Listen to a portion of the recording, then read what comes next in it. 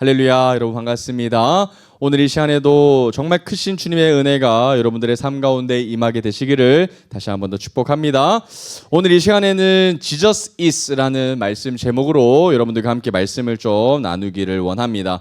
우리는 계속해서 금요일마다 요한복음을 살펴보고 있고, 우리는 지지난주에 이어서 요한복음 9장의 내용을 계속해서 세 번째 시간으로 좀 살펴보고 있습니다.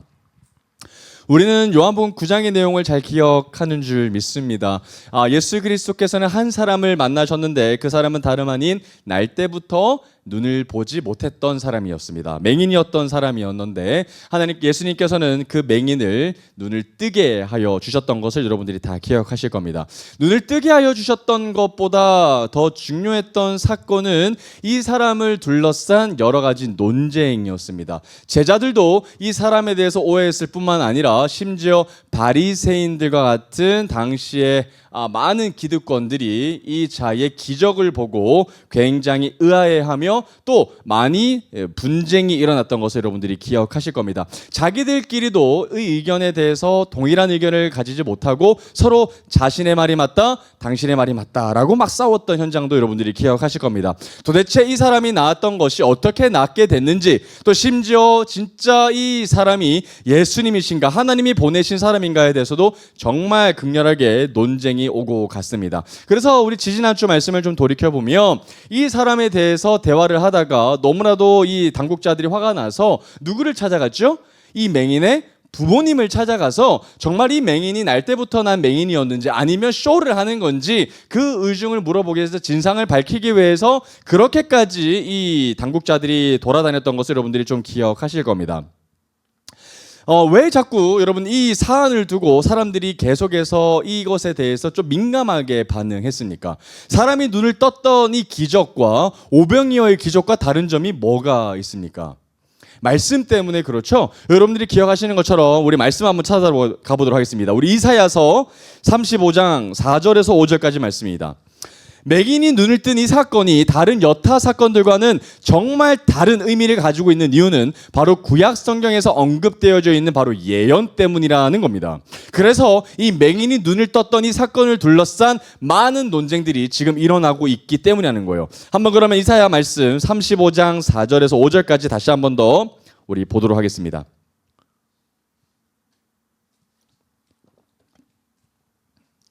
자, 이사야 35장 4절에서 5절 말씀 보면 이런 말씀이 나옵니다. 겁내는 자들에게 이르기를 굳세어라, 두려워하지 말라. 보라, 너희 하나님이 오사. 자, 누가 오신다고요? 하나님이 직접 오신다는 거예요. 하나님이 보내시는 것이 아닙니다. 하나님이 직접 오신다는 거죠. 하나님이 오사 보복하시며 갚아주실 것이라. 또 누가 오신다고요? 하나님이 오신다고 그랬죠. 하나님이 오사 너희를 뭐 하신다고요? 구하신다. 그러면 하나님이 이 땅 가운데 오시는 목적이 뭐예요? 이유가 뭐예요? 우리를 구원하시기 위해서죠. 그러니까 하나님은 우리를 구원하시기 위해서 하나님이신 그분이 직접 이 땅 가운데 오신다라고 분명히 약속하셨습니다. 그러면 언제 오시는가에 대해서 사람들이 사인이 있어야 될 거 아니에요. 표적에 대해서 알아야 되는데 그 비밀이 바로 5절의 말씀이 나타납니다. 5절 뭐라고 나와 있어요?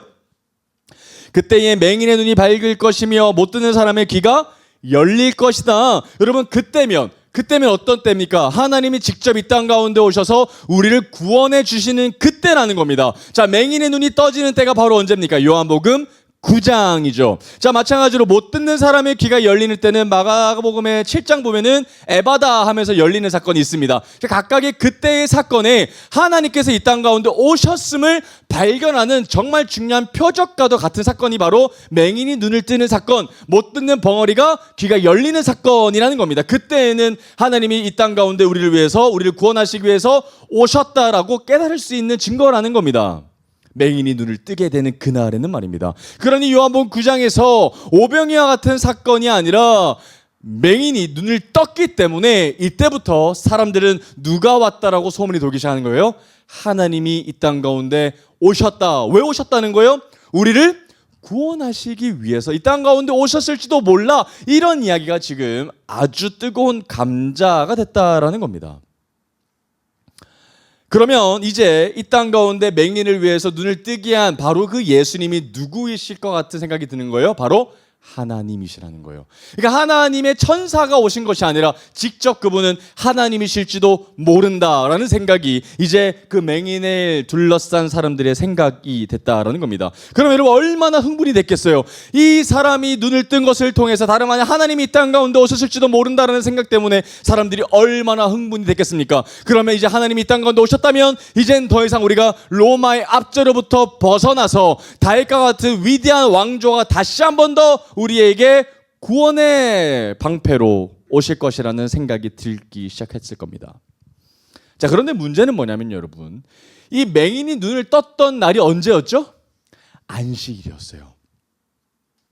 그러니까 여러분, 바리새인들이 어떤 논쟁이 있었습니까? 여러분, 사람을 치료해 주는 것이었다면 정말 이 자가 하나님으로부터 왔다라면 안식일에 치료해 줬을 이 있다 없다?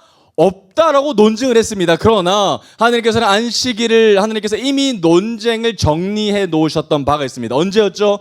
우리가 이미 38년 된 병자를 솔로몬 행각에서 치료해 주셨을 때 이미 안식일 논쟁을 이미 예수님은 정리해 놓으신 바가 있습니다. 안식일의 참된 주인께서 하나님께서 안식일을 범하는 것이 어떤 의미가 있겠습니까? 어떤 의미도 없죠. 이미 하나님께서 안식일의 주인이시기 때문에 자신들의 백성을 돌보시기 위해서 구원하시기 위해서 그분이 역사하시는 것이 도대체 무슨 문제가 되겠습니까? 그러나 안식일을 지키지 않았기 때문에 이분은 도저히 하나님으로부터 오신 사람이 아니라고 계속해서 바리새인들의 일부는 그렇게 주장하고 있었던 것이죠. 그러면서 맹인에게 물어봤던 겁니다. 맹인은 도대체 너는 어떻게 생각해? 너는 그리스도를 누구라고 얘기하느냐라고 물어봤습니다. 왜 물어봤죠? 자기들끼리 정리가 되지 않았으니까. 이 신학 박사들이 아무리 자기들끼리 논쟁을 해도 예수님에 대해서 도대체 누구이신지에 대해서 정리가 되지 않았기 때문에 한 번도 공부를 하지 않았던 자, 한 번도 누구로부터 신학적인 교육을 받지 않았던 맹인에게 바리새인들이 뭐하고 있었던 거예요? 물어봤었던 거예요. 너는 그를 누구라고 하느냐? 얼마나 자존심 상했겠습니까? 그러나 맹인은 타협할 수 있었어요. 자신의 목숨을 지키기 위해서는 뭐라고 대답했었어야 했습니까? 나는 알지 못한다. 나는 모른다. 그냥 눈이 떠졌다. 라고 변명하거나 오히려 예수님을 탓하면 됐습니다. 안식일에 내 눈을 뜨게 한 저 사람을 잡으십시오라고 얘기하면 자신의 신변은 보호 받을 수 있습니다. 그러나 이 맹인은 그렇게 하지 않았다는 거예요. 38년 된 병자처럼 하지 않았습니다. 변명하지 않고 도망가지 않았어요. 오히려 당당하게 자신이 생각하는 예수님에 대해서 설명했습니다. 그러면 여러분 이 상황을 통해서 우리는 이렇게 정리할 수 있습니다. 도대체 진짜 맹인은 누구인가? 정말 바리새인들이 눈을 뜨고 있는 자들인가? 아니면 눈을 감고 있는 것처럼 보이지만 진짜 영적으로 눈을 뜨고 있는 맹인이 진짜 맹인인가를 우리가 살펴보게 된다는 겁니다. 여러분 우리가 지난 주일의 말씀처럼 우리에게 어떤 눈이 필요한 거예요? 육의 눈이 아니라 영의 눈이 필요한 거예요. 지혜와 계시의 영을 주셔서 우리 가운데 영의 눈이 떠져야 정말 하나님의 아들이신 예수 그리스도를 알아볼 수 있다는 겁니다. 그러면 바리새인들은 어떤 눈밖에 없어요? 육의 눈밖에 없는 겁니다. 영의 눈이 떠지지 않아서 하나님의 아들이신 그분을 이 땅 가운데 오셨음에도 불구하고 알아보지를 못하는 거죠. 그래서 바리새인은 지난주에 봤었던 것처럼 부모님까지 모셔가지고 추궁하기 시작하고요. 그러면서 연기한 거지, 너는 태어났을 때부터 눈을 떴었던 거지, 우리를 속이려고 드는 거지 라고 막 그렇게 추궁했던 것도 우리 지난주에 살펴봤습니다. 자, 그런데 여러분 지난주의 마지막 23절을 한번 보면 어떻게 카메라가 전환됐는지에 대해서 제가 한번 언급을 했었는데 어떤 말씀이 나오죠? 이러므로 그 부모가 말하기를 그가 어떻게 됐으니? 장성하였으니 그에게 물어보소서라고 했습니다. 그러니까 여러분 더 이상 부모에게 물을 영역이 아니라 누구에게 물어보라는 거예요? 이미 장성했으니, 아들이 장성했으니 아들에게 직접 물어보십시오. 여러분 여기 속내는 자칫 부모가 잘못 얘기했다가는 부모가 출교당할까 봐 걱정해서 그렇게 얘기했던 거 기억나시죠? 그러나 여러분 이 장성이라는 단어 속에서 우리에게도 적용되는 단어입니다. 여러분 이미 우리도 하나님의 말씀으로 말미암아 우리도 어린아이가 아니죠. 이미 성장했고 장성했습니다. 더 이상 부모가 대답해 줄 수 있는 영역이 아니죠. 이미 우리는 예수 그리스도가 우리에게 어떤 분이신가에 대해서 대답할 수 있어요 없어요? 있다라는 겁니다. 우리는 그것을 충분히 대답할 수 있을 만큼 자라났다라는 거예요. 그러니 이제 우리가 영적으로 어리다라고 탓할 수 있어요 없어요? 없습니다. 우리는 이제 장성했으니 우리는 세상으로 나아가서 이 질문을 받을 때 당당하게 예수님은 하나님의 아들이시라고, 우리의 구원자이시라고 대답할 수 있다라는 겁니다. 그런데 문제는 우리가 답을 하지 않을 뿐이죠. 답을 모르는 게 아닙니다. 우리는 답을 알고 있어요. 그러나 답을 하지 못할 뿐이라는 겁니다. 우리는 이 질문 앞에서 어떻게 해야 되죠? 베드로가 고백했던 것처럼 주는 그리스도시요 살아계신 하나님의 아들이십니다 라고 겸허히 당당하게 자신 있게 고백할 수 있어야 한다라는 겁니다. 자, 그러면 이제 오늘 본문으로 이어지는데 한번 말씀 한번 보도록 하겠습니다. 여러분 24절 말씀 한번 보도록 하겠습니다. 24절 뭐라고 나와 있죠? 이에 그들이 맹인이었던 사람을, 자, 몇 번째로? 두 번째로. 여러분, 맹인은 이미 집에 갔습니다. 자, 그런데 혐의를 전혀 발견하지 못했던 그 맹인을 바리새인들은 다시 한 번 더 불러일으킵니다. 소환하고 있는 장면이에요. 자, 불러이르되, 자, 뭐라고 얘기하는지 한번 봅시다. 너는 하나님께 영광을 돌리라. 우리는 이 사람이 죄인인 줄 아노라 라고 얘기합니다. 여러분, 여기서 보면 이 부르는 이유가 뭐라고 생각되어지십니까? 여러분, 바리새인들이 계속해서 귀찮게 전혀 혐의를 발견하지 못했던 맹인을 다시 한 번 더 법정으로 소환하고 있는 장면을 여러분들이 보실 수 있습니다. 왜 소환하는 걸까요? 아직까지 뭔가 미심쩍은 부분이 있기 때문에 하는 거예요. 아무리 바리새인들이 집에서 돌이켜 생각해봤는데 아무리 생각해도 자신의 생각이 틀리지 않았다고 생각했기 때문에 다시 한 번 더 혐의를 발견하지 못했던 그 맹인을 소환하면서 다시 한 번 더 추궁하기 시작하고 압박하기 시작합니다. 그러면 바리새인들이 듣고 싶은 대답이 뭘까요?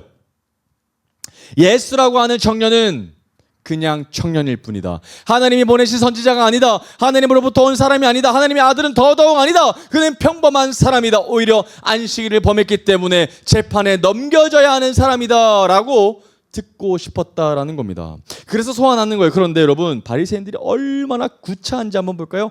24절에 보면 이런 표현이 나와요.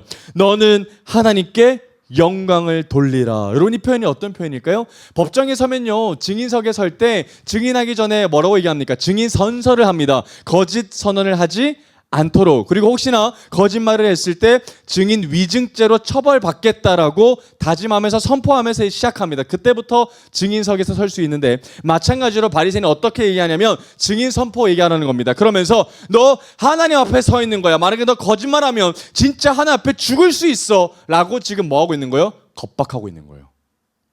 진실만을 얘기해. 여러분, 그러나 맹인은 처음부터 진실만을 얘기했어요. 믿지 못했을 뿐이죠. 얼마나 바리새인들이 구차하게 이런 표현을 써가면서 얘기하는지요.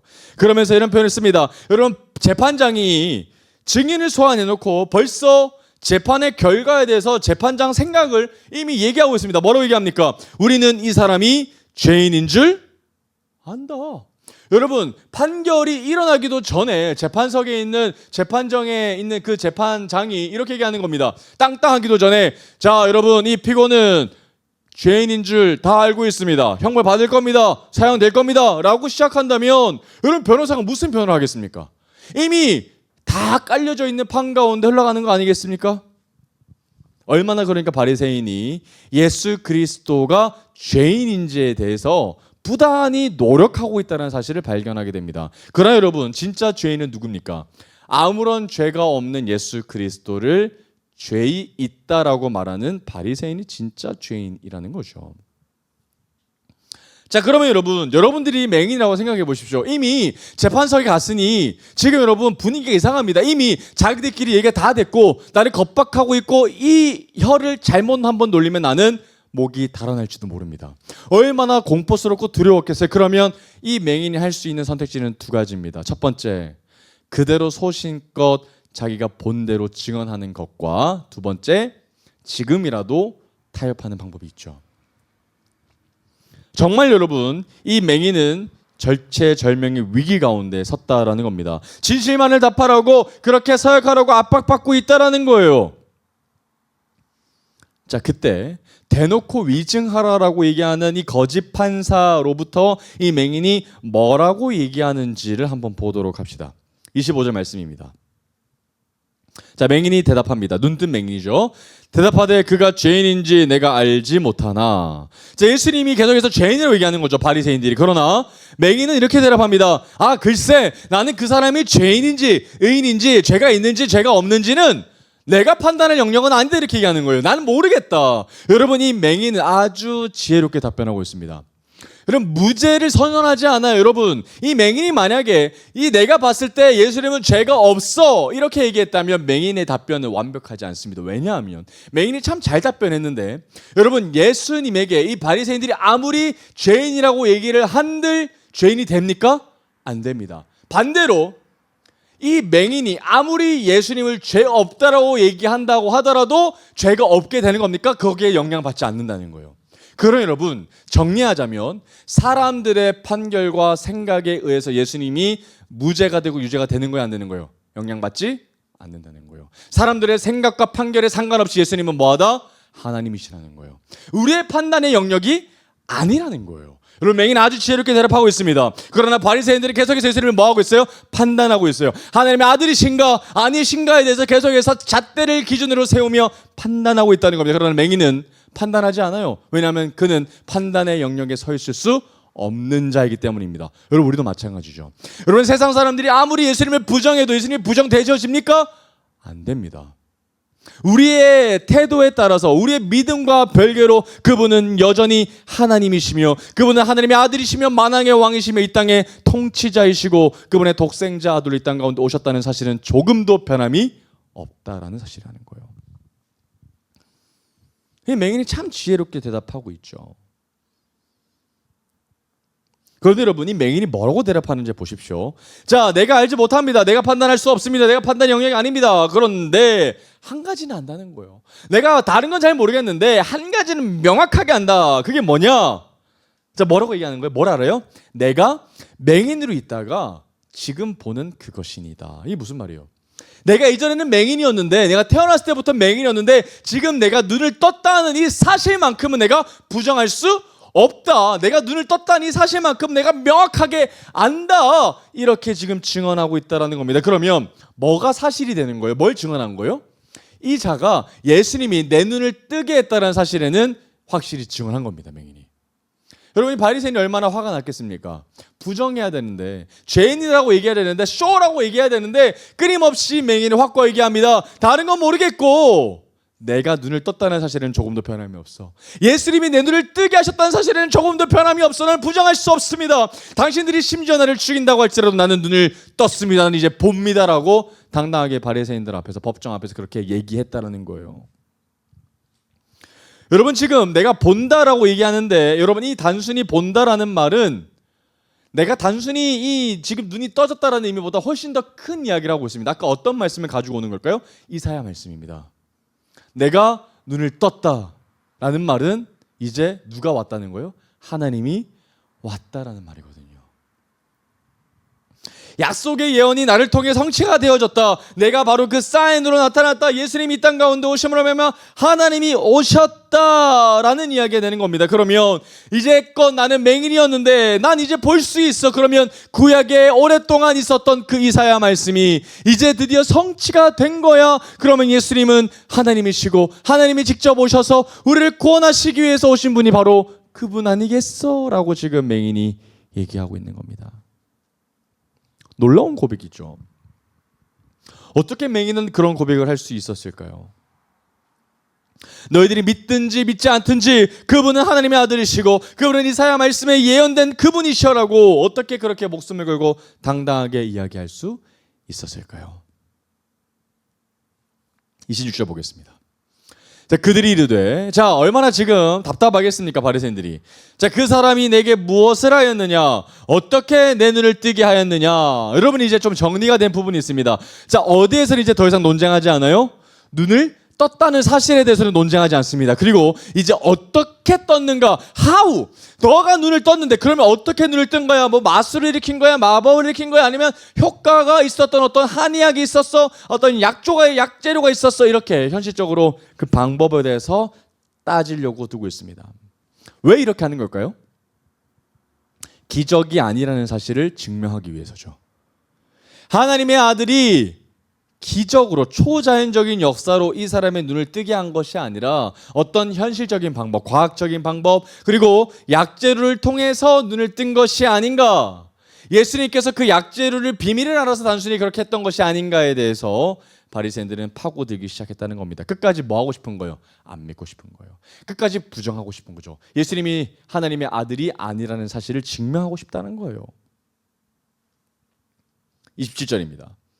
자, 그랬더니 맹인이 이렇게 대답하되 내가 이미 일렀어도 듣지 아니하고 어찌하여 다시 듣고자 하나이까? 당신들도 그의 제자가 되려 하나이까? 여러분, 지금 이 맹인은요 아주 위트 있게 재미나게 얘기하고 있습니다. 뭐라고 얘기합니까? 여러분, 내가 이때까지 다 얘기하지 않았습니까? 내가 눈을 떴었던 방법은 명확합니다. 예수님이 침을 뱉으시고 진흙을 이겨서 내 눈에 바르시고 실로암 못에 가서 내가 발 씻었더니 내 눈이 뭐했다? 떠졌다. 어떤 특별한 방법이 있었던 것이 아니라, 약재료가 있었던 것이 아니라, 어떤 시술과 수술이 있었던 것이 아니라 예수님의 말씀에 순종했더니, 참 미련해 보이는 방법에 내가 순종했더니 그냥 실로암 못에 가서 씻었더니 내 눈이 나았더라라고 내가 몇 번 말합니까? 이런 얘기하고 있는 겁니다. 그런데 마지막에 이렇게 얘기하고 있어요. 당신들도 그의 제자가 되려 하나이까? 여러분, 이거 아주 기분 나쁜 말이죠. 아주 우롱하고 있고 조롱하고 있는 이야기입니다. 자꾸만 나한테 그렇게 물어보는 이유가 당신들도 예수님의 제자가 되려고 하는 거군요. 그래서 나에게 그렇게 상세하게 물어보는군요. 진짜 믿어보려고, 맞죠? 라고 아주 비아냥거리면서 물어보는 질문이죠. 비아냥거리지 않는다고 할지라도 바리새인들에게는 최소한 이 말이 아주 타격이 있었을 겁니다. 얼마나 기분이 나빴겠어요. 여러분, 지금 맹인의 태도를 보면요 정말 무서워하는 것처럼 보이지 않습니다. 정말 눈에 뵈는 게 없는 것처럼 행동하고 있어요. 정말 맹인인 것처럼 행동하고 있습니다. 어떤 의미의 맹인일까요? 자신 앞에 나타나고 있는 현실적인 두려움이죠. 정말 이 땅에 권세를 가지고 있는 그 사람의 힘을 보지 않습니다. 왜 그렇게 됐을까요? 오히려 진짜 엘리사처럼 그곳에 이미 하나님께서 보내주셨던 불말과 불병거를 보고 있는 사람처럼 마치 이 맹인은 대답하고 있다는 거예요. 눈앞에 보이는 아랑군대는 아무것도 아닌 거죠. 눈앞에 보이는 현실적인 이 땅의 권세에 잡은 자, 바리새인들은 두렵지 않다라는 겁니다. 그러면서 이렇게 얘기했다는 거죠. 자, 그러면 이제 이 바리새인들이 그 이야기를 듣고 어떻게 반응하는지 한번 보겠습니다. 28절입니다. 자, 그들이 욕하여 이르되, 자, 얼마나 화가 났는지 느껴지시죠? 그러니까 지금 바리새인들이 얼마나 자존심이 상했는지, 이 연약했던 사람, 가난뱅이였고 거름뱅이였고 한 번도 교육을 받아본 적 없었던 자가 단순히 기적을 한번 딱 경험하고 나니까 바리새인들을 마치 가르치려고 하는 것처럼 보이니 얼마나 바리새인의 입장에서 보면 기분이 나빴겠습니까?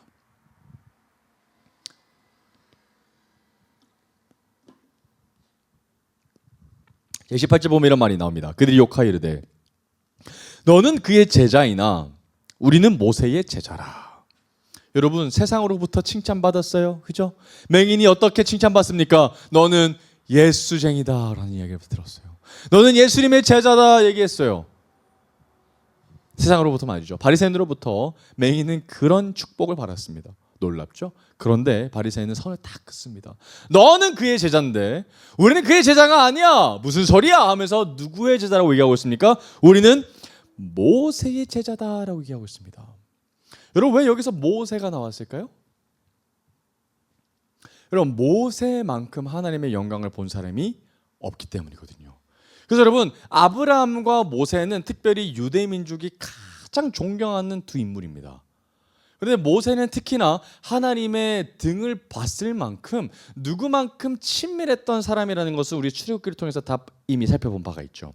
그러니까 여러분, 예수님이 자꾸만 하나님의 뜻을 봤다, 하나님의 뜻을 안다, 하나님의 얼굴을 봤다 이런 식으로 하나님과 친밀한 그 관계를 나타내는 것처럼 보이시니까 오히려 유대인이 이렇게 얘기하는 거예요. 아니, 우리는 예수 그리스도의 제자가 아니라 진짜 우리가 인정하는 하나님의 얼굴을 본 것처럼 느껴지는 모세의 후예들이다라고 얘기하고 있는 겁니다. 여러분, 진짜 모세의 제자라면 예수 그리스도의 제자가 되어야 되죠. 왜죠? 모세는 누구의 그림자이기 때문입니까? 예수 그리스도의 그림자. 더 완전한 중보자의 그림인 걸 우리가 이미 율법을 통해서 다 확인하지 않았습니까? 그런데 바리새인들은 모세가 진정한 하나님의 아들이신 그분을 가리키고 있다는 사실을 몰랐던 거죠. 얼마나 안타깝습니까? 그러니 이 맹인은 진짜 예수 그리스도의 제자인데 바리새인들은 모세의 제자라면서 선을 긋고 있고 오히려 맹인 보고 거짓된 제자가 될 것이다 라고 저주하고 있다라는 겁니다. 29절 볼까요? 그들의 나름 논리가 있습니다. 자, 왜 모세에 대한 얘기를 했는가? 29절 볼까요? 이런 말씀이 나오죠. 하나님이 모세에게는 말씀하신 줄 우리가 알거니와. 여러분 이게 무슨 말이에요? 하나님이 시내산에서 친밀하게 시내산에 부르셔가지고 막 대화했던 장면들 출애굽기에서 친밀하게 많이 봤죠. 그 장면 보고 하나님은 특별히 모세를 부르셔서 정말 친구를 대면하는 것 같이 여러 번 대화하셨다는 그 기록이 우리는 이미 모세오경을 통해서 토라를 통해서 우리는 다 봤어. 그런데 이 예수라고 하는 청년이 어디서 굴러온 청년인지 알 수가 없다. 이 자가 하나님으로부터 왔다는 사실을 우리가 어떻게 믿을 수 있어? 이런 얘기하고 있다는 겁니다. 그러면서 이렇게 얘기하죠. 말씀하신 줄 우리가 알거니와 이 사람은 어디서 왔는지 알지 못하노라. 여러분 예수님에 대해서 진짜 그들이 믿기 위해서는 정말 모세와 같이 토라 예수님의 말씀이 따로 있어야 되는 줄 착각했던 것 같습니다. 그런데 여러분 이미 예수 그리스도가 오실 거에 대한 말씀은 어디에 다 적혀져 있죠? 구약의 말씀에 다 적혀져 있죠. 그런데 단지 깨닫지 못할 뿐이죠.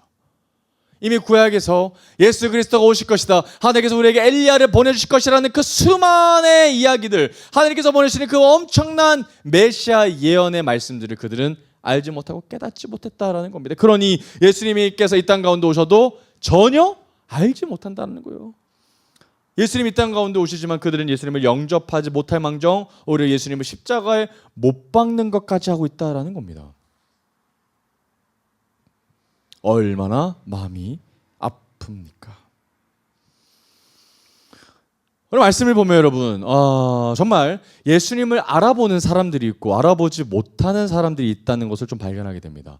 여러분 맹인은 예수님을 알아봤고요. 바리새인은 예수님을 알아보지 못했습니다. 한 사람은 맹인이고요. 한 사람은 맹인이 아닙니다. 그런데 육의 눈으로 기준을 보면 맹인은 우리가 오늘 보게 되는 이 길거리에 나앉아 있는 맹인입니다. 그러나 오늘 말씀을 통해서 발견하게 되는 진짜 영의 눈으로 봤을 때 보지 못하는 맹인은 누굽니까? 바리새인이죠. 여러분 우리 육의 눈을 뜨고 있다라고 해서 이 땅 가운데에서 하나님의 말씀을 잘 볼 수 있는 것이 결코 아닙니다. 뭐가 떠져야 돼요? 영의 눈이 떠져야 되는 거예요. 영의 눈이 떠져야 말씀 속에 숨어져 있는 하나님의 놀라운 마음이 알게 되는 겁니다. 여러분 유대인들도 율법 너무 많이 읽어요. 하루에 수만 번 읽습니다. 정말 많이 읽습니다. 평생 그건 그들의 사명이에요. 그러나 아무리 성경 말씀을 읽어도 깨닫지 못한다는 거예요. 왜죠? 영의 눈이 떠지지 않았기 때문이죠.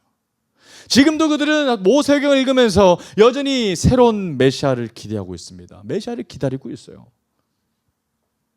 그러나 그런 자들에게 신약을 잘 설명해주고 예수님이 바로 하나님께서 예비해 주셨던 그분이다. 메시아가 바로 이분이다라고 설명해 주기만 하면 유대인들은 전환될 가능성이 있죠. 돌이킬 가능성이 있죠. 그래서 여러분 이스라엘에 있는 많은 선교사님들이 지금 어떤 역할을 하고 있는 거예요? 그거 하고 있는 거예요. 바로 예수님이 누구시라고요? 하나님께서 보내주시라고 하셨던 바로 그 엘리야다. 이거 설명해 주고 있는 것이 바로 그분들의 사명이고 사역입니다. 그러니 여러분 유대인들이 얼마나 이스라엘에 선교하러 오신 분들을 핍박하겠습니까? 얼마나 정죄하겠습니까? 그러니까 우리가 중동 땅을 위해서 많이 기도해야 되죠. 여러분 바리새인들이 이렇게 자기가 맹인인 줄 모르고 하나님 앞에 이렇게 따지고 있는 거죠. 여러분 마치 이 질문은 예수님이 이렇게 물어보는 겁니다. 예수님 도대체 누굽니까? Who are you? 라고 얘기하고 있는 겁니다. 여러분 이 질문은 진짜 예수님을 누구인지 못 알아볼 때 하는 질문이죠. 자신이 맹인일 때만 할 수 있는 질문입니다. 맹인은 오히려 대답할 수 있습니다. 그분은 살아계신 하나님의 아들이시라고, 하나님께서 우리에게 보내주시기 위해 이 땅 가운데 오신 그분의 아들이시라고, 우리를 살리시기 위해서, 우리를 구원하시기 위해서 보내주신 분이라고 오히려 맹인이 더 잘 대답합니다. 그러나 진짜 신학 공부를 열심히 했던 이 바리새인들은 오히려 하나님의 아들에게 무례한 질문을 하고 있는 것을 오늘 보게 됩니다. 30절 말씀 볼까요? 자, 그 사람이 대답하여 이르되 이상하다. 이 사람이 내 눈을 뜨게 하였으되 당신들은 그가 어디서 왔는지 알지 못하는도다. 여러분 맹인이요 걷잡을 수 없을 만큼 이제 막 폭주하기 시작합니다. 여러분 저 같으면 한마디 딱 용기 내서 하고 이제 그 뒤로는 말을 안 할 것 같아요. 왜냐하면 심기를 돋궈봤자 여러분 절대 좋은 일이 생길 수 없습니다. 그런데 여러분 계속해서 이 맹인은, 눈뜬 맹인은 계속해서 자신의 생각에 대해서 이야기합니다. 아주 강하게 얘기합니다. 뭐라고 얘기합니까? 그 사람이 대답하여 이르되 이상하다 이상하다. 뭐가 이상한 거예요? 나는 아는데 너는 모르는, 너는 깨닫지 못하는 이 상황이 너무 이상하다는 겁니다. 이 내가 배우지 못한 이 나의 이 연약한 삶 가운데도 이사야 말씀을 잘 기억하는데, 내가 눈을 뜬 사건이 어떤 것을 의미하는지 내가 너무 잘 아는데 어떻게 우리의 신앙을 유지하기 위해 우리의 신앙을 잘 이끌어줄 그 바리새인들이, 신학 박사들이 어떻게 깨닫지 못할 수가 있습니까? 라고 얘기하면서 이상하다 이상하다 이렇게 얘기하고 있는 거죠. 이 사람이 내 눈을 뜨게 하였지 않냐? 당신들은 그가 어디서 왔는지 어떻게 알지 못하는 거야? 라고 얘기하는 겁니다. 왜죠? 눈을 뜨게 하는 일이 나타났다는 것은 하나님이 이 땅 가운데 오셨다는 사실이기 때문이라는 겁니다. 나도 아는 사실을 왜 당신은 모르냐 이 말입니다. 여러분, 바리새인들이 모를까요? 압니다. 그러면 바리새인들이 왜 이렇게 얘기하는 걸까요? 안 믿는 거죠. 그 말씀 압니다. 그런데 믿기 싫은 겁니다. 안 믿기는 거죠. 예수님이 진짜 이사야에서 말씀하셨던 하느님의 엘리야인지 안 믿고 싶었던 겁니다. 왜일까요? 바리새인들은 진짜 강력한 메시아를 원했거든요. 정말 다윗과 같은 왕을 원했거든요. 그래서 우리가 수요일에도 살펴봤지만 로마의 압제로부터 벗어나고 싶었습니다. 더 이상 헤롯의 가문으로부터 영향받고 싶지 않았어요. 다시 예루살렘의 어마어마한 성전이 회복이 되어지고 다시 한 번 더 이스라엘이 이 땅 가운데 패권을 잡는 것을 상상했는데, 하나님의 아들이라고 생각해졌던 그 예수님이 자꾸 그런 일들을 하지 않고 자꾸 환난당하고 빚지고 연약한 사람들 찾아가서 먹이시고 병 고치시고 그들의 비빌 언덕에 데려오신 이 상황이 너무나도 마음에 들지 않았던 거죠. 그래서 바리새인들은 안 믿었던 겁니다. 자, 그러면서 이제 맹인이요, 진짜 멋진 답변을 이제 이어나가는 것을 좀 보게 됩니다. 31절부터 33절까지 좀 볼까요? 자, 하나님이 죄인의 말을 듣지 아니하시고 경건하여 그의 뜻대로 행하는 자의 말은 들으시는 줄을 우리가 아나이다. 창세 이후로 맹인으로 난 자의 눈을 뜨게 하였다 함을 듣지 못하였으니 이 사람이 하나님께로부터 오지 아니하였으면 아무 일도 할 수 없으리이다. 여러분, 진짜 맹인 멋지지 않습니까? 맹인의 고백이 진짜 멋있어요. 창세 이후로 맹인이 눈 뜬 적은 있다 없다? 없다라는 거예요. 내가 처음이라는 거예요. 그러면 이 일들은 하나님께서 오시지 않았다면, 하나님께서 하시지 않았다면 불가능하다는 거예요. 사람의 능력으로 할 수 없다라고 지금 얘기하고 있습니다. 그러니 안식일로 설령 예수님이 그 일들을 행했다고 해서 그분이 하나님이 아니실 리 없다라는 거예요. 안식일이 중요한 것이 아니라는 거죠. 뭐가 중요한 겁니까? 내가 눈을 떴다라는 거예요. 내가 눈을 떴다라는 사실이 너무 중요한 겁니다. 왜죠? 그 사건이 하나님이 오신 사건이기 때문에 하는 겁니다. 그러니 맹인은 얘기하고 있는 겁니다. 무슨 지금 안식일 논쟁하고 있냐? 지금 하나님 왔다니까. 하나님이 지금 그분이 우리를 살리시기 위해서, 구원하시기 위해서 이 땅 가운데 오셨다는 사실이 중요하지. 도대체 뭐가 중요합니까? 라고 지금 따지고 있는 겁니다. 오히려 31절 보면 맹인이 바리새인을 가르치고 있는 것처럼 말이 보입니다. 하느님이 죄인의 말을 듣지 아니하시고 경건하여 그의 뜻대로 하는 자의 말은 들으시는 줄 우리가 압니다. 오히려 바리새인이 경건하지 못한 사람처럼 여겨짐을 당하고 있거든요.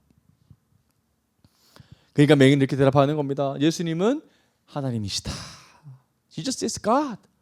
예수님은 하나님이 보내주신 그 예언된 분이시다. 우리를 살리시기 이 땅 가운데 오신 분이시다. 그분은 나의 그리스도시다. 그분은 나의 구세주시다. 그분은 나의 메시아시다. 라고 지금 당당하게 법정에서 빡 하고 선언하고 있다는 거예요.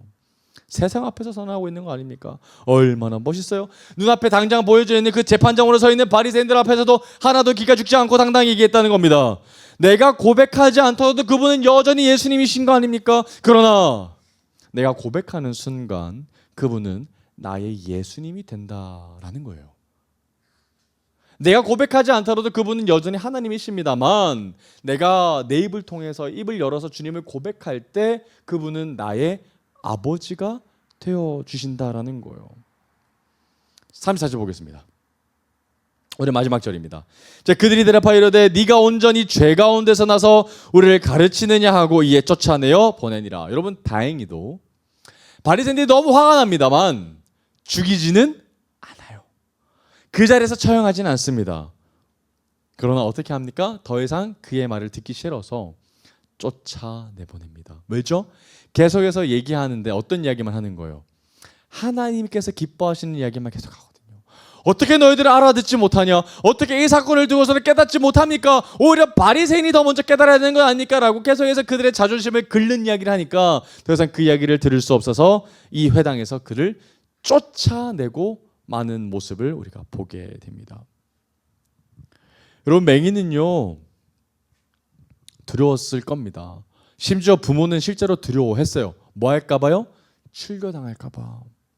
이 공동체로부터 버려짐을 당할까봐 실제로 부모는 두려워했어요. 그러나 장성한 아들은 두려워하지 않았어요. 왜죠? 그 현장 가운데에서 진짜 예수님이 나의 구세주이신 걸 알았기 때문이죠. 그래서 그 현장 가운데 내가 진짜 고백해야 되는 그때에 타협하지 않고 고백할 수 있었던 겁니다. 예수님은 나의 하나님이심을요. 예수님은 나를 구원하시기 위해서 이 땅 가운데 오셨다는 분임을 고백했다는 거예요. 타협하지 않았던 겁니다. 두려워하지 않고 당당하게 얘기했습니다. 사랑하는 여러분, 우리가 세상 가운데 예수님을 고백해야 될 때가 참 많이 있습니다. 우리 입으로 고백해야 될 때도 있지만 대부분은 우리의 행동을 통해서 예수님을 고백해야 할 때가 참 많이 있습니다. 여러분, 저는 예수님과 어떻게 한 주의 관계를 좀 보낼까에 대한 질문을 받은 적이 있는데 제가 고민하다가 이런 비유를 좀 들었습니다. 우리가 일주일 동안에 예수님과의 관계를 잘 맺는다라는 사실은 예수님과 함께 연인의 관계처럼 그분과 손을 잡고 이 삶을 살아가는 것이다라는 비유를 얘기합니다. 자, 그런데 우리가 예수님과 손을 잡고 있다가 예수님의 손을 놓치는 경우가 있습니다. 왜죠? 바빠서 그래요. 또 예수님이 아닌 다른 것을 붙잡고 싶어서, 문제 때문에, 그죠? 내 관심사나 내 우상 때문에 예수님과 잡고 있었던 손을 놓습니다. 왜 놓을까요? 그걸 잡아야 되기 때문이죠.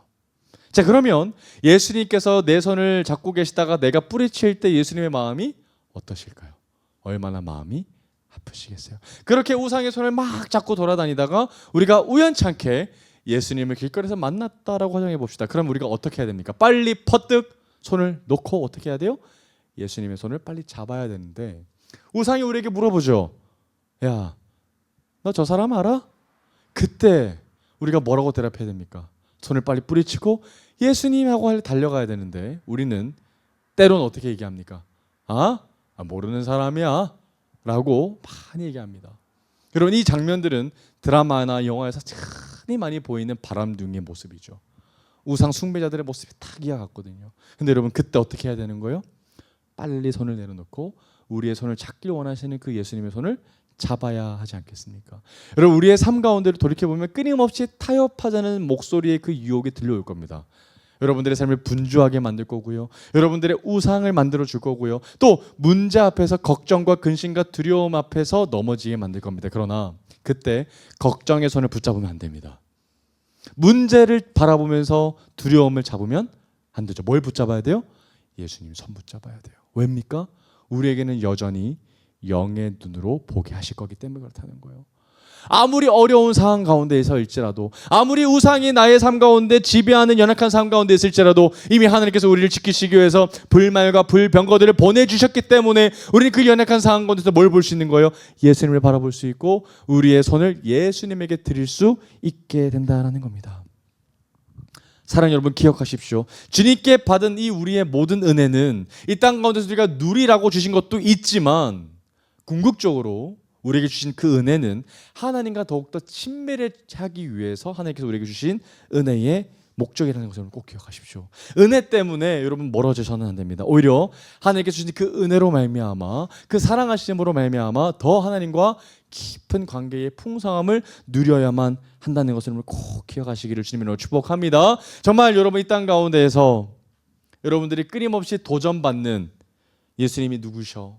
너는 예수님을 뭐라고 얘기할 거야? 예수님은 너에게 어떤 존재야? 라고 물어보는 그 질문 가운데 타협하지 말고 정말 당당히 세상에 나아가서 예수님은 나의 구주셔. 예수님은 나의 신랑 되셔. 예수님은 나를 살리기 위해서 자신의 목숨을 아낌없이 내어주신 분이시여 라고 얘기할 수 있는 저와 여러분들 되시길 주님의 이름으로 축복합니다. 할렐루야. 아멘.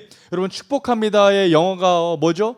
bless입니다. 근데 그 bless가 어디에서 어원이냐면 bleed라는 피에로부터 온 단어예요. 그러니까 bless라는 단어, 축복이라는 단어는 예수님의 피가 없으면 줄 수 없는 단어인 거예요. 예수님의 피 때문에 우리는 뭐 할 수 있습니까? 예수님 때문에 축복할 수 있는 단어인 거예요. 할렐루야. 오늘 이 시간 가운데 말씀을 통해서 여러분들의 예수의 피로 말미암아 진짜 복을 누리게 되는 저와 여러분 되시길 주님의 이름으로 축복합니다. 아멘.